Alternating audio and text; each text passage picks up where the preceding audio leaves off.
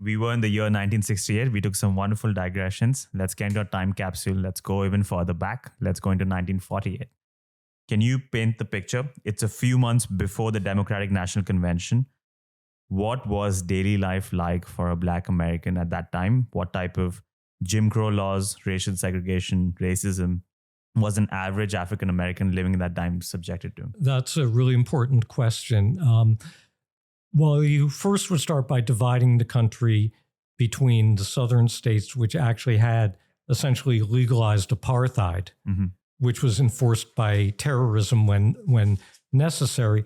But if you're talking about the South, you're talking about Black people being either out of terrorism or these ridiculous bureaucratic rules designed to frustrate them, being virtually unable to vote or even to register to vote. So in states where Blacks might be 1/3 or 1/2 of the population, a tiny fraction of them will even dare to vote.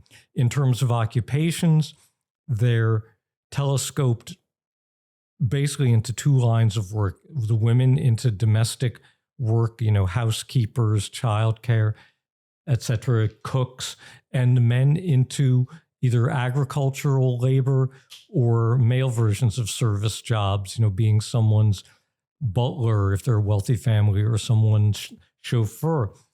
And it's rare at that point for Black people to be able to even graduate from high school.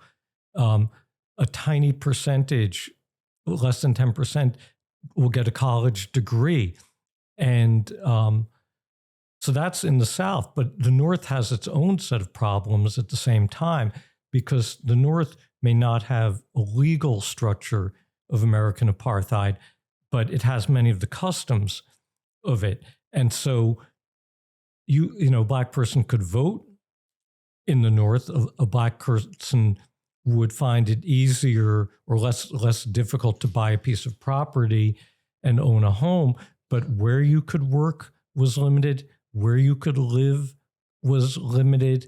You had, particularly heading into 1948, a situation in which in the job market, and I'm talking about in the North now, not the South, not only did management have bias against Blacks applying for jobs, but many labor unions were incredibly racist as well.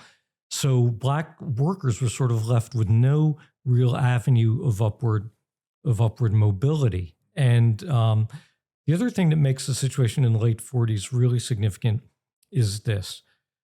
When the United States joined World War II after the attack on Pearl Harbor, there was a movement among Black GIs, and it was amplified by the great Black newspaper, the Pittsburgh Courier, that, okay, we know this country treats us at best as second-class citizens, in some cases barely as human beings, but we're going to go and fight for this country against fascism with its own forms of Aryan supremacy.